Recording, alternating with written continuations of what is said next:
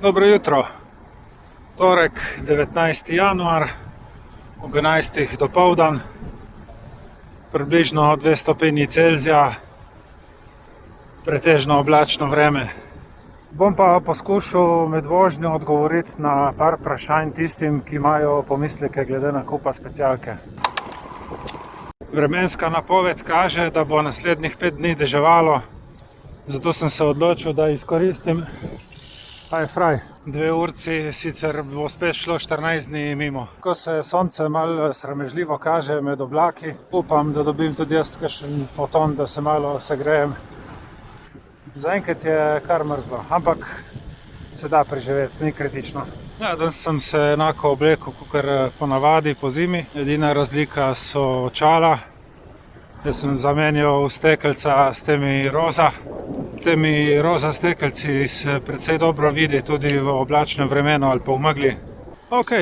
Se pravi nekaj besed o nakupu specialke. V zadnjih 2 dneh sem videl več vprašanj na teh Facebook skupinah, kjer se združujejo kolesarji, in nekako stična točka vseh teh pomislekov je nek povprečen kolesar, ki ima trek ali pa gorsko kolo in razmišlja o nakupu specialke. Zdaj, en pomislek seveda je cena, ker če se omejiš budžet prenizko, potem ne dobiš nič kaj dosti pametnega.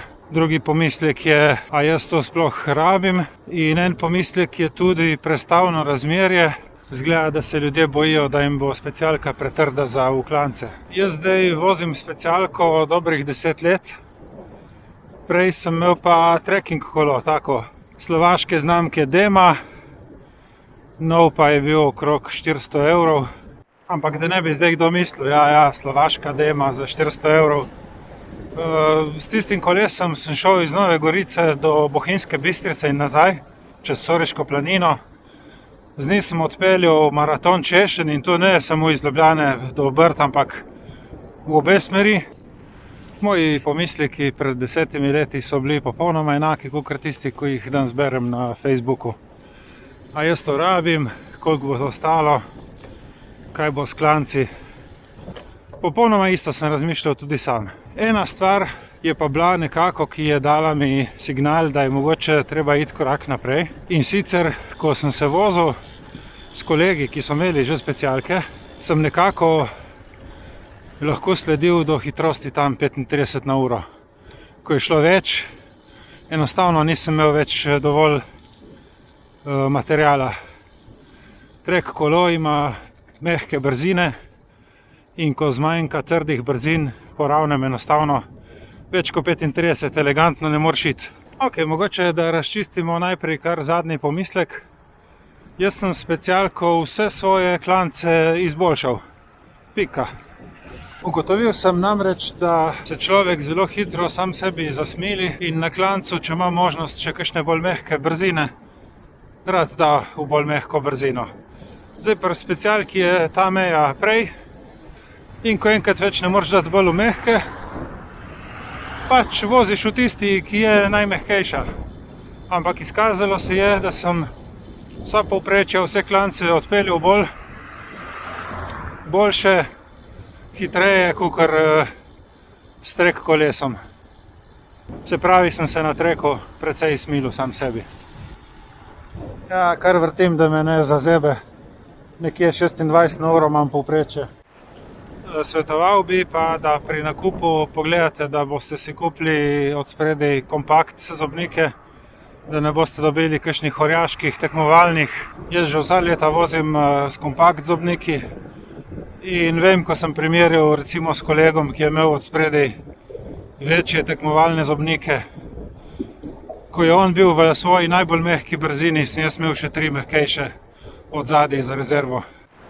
Potem je bil en pomislek tudi, če jaz specialko sploh rabim. Tako se sprašuje marsikdo. Moj odgovor je ja, če se vozite skoraj vedno po asfaltiranih cestah. Potem je specialka edina logična izbira. Pri specialki je vse podrejeno temu, da gre po cesti tako, ko mora iti. Ta kolesa so izredno toga, kar pomeni, da se večina sile, ki jo vložite v pedala, dejansko potem naprej preusmeri v cesto. Kar predstavljajte si pri kakšnem mehkem vzmetenem kolesu, ki se zvija, koliko sile gre po nepotrebnem levo, desno, v nič. Pri specialki pač je to razmerje zelo, zelo dobro.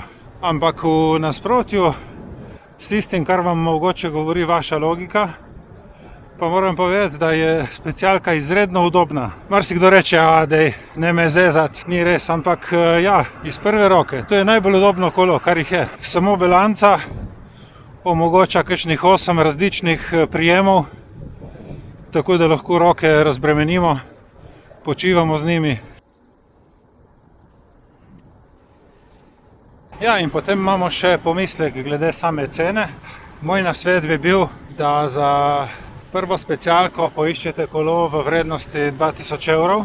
Ni treba kupiti nove, lahko dobite rabljeno, ampak vzemite tako, ki je nova 2000 evrov.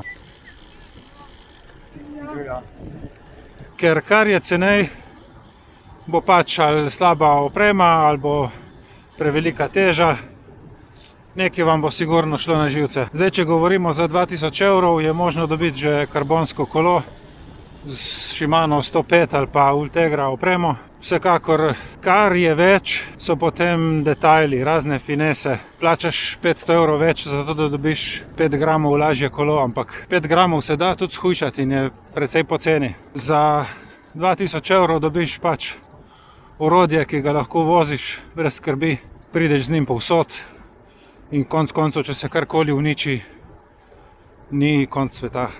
Tukaj se vam splača pogledati za kakšne znamke, ki imajo dobro razmerje med ceno in kvaliteto. Recimo Scott, Focus, Fuji. Če dobite dobro opremo, lahko vzamete tudi aluminijastega, ker so zdaj že aluminijasti okviri zelo dobri in lahki. Kupite si kolo, ki ga ne boste ves čas držali za roko in da vas bo strah, kam ga boste naslonili in kje boste šli na WC. Samo to. Kupite si kolo, da bo služilo vam, ne vi njemu. To nekako, mislim, da bi bilo v grobem tisto, kar sem videl med vprašanji na Facebooku. Zdaj, če vas še karkoli zanima, spodaj so komentarji, pa vprašajte. Ok, zdaj imam pa še 10 km do doma, da se lepo nežno razpeljem do Nove Gorice in zaključim to današnjo nordijsko sago. Ja, evo, tako sem preživel 2 urci v tem oblačnem dopoldnevu. Vse skupaj iznese 51 km, vozil sem se pa 2 uri in 2 minuti. Hvala za pozornost in se vidimo prihodnjič.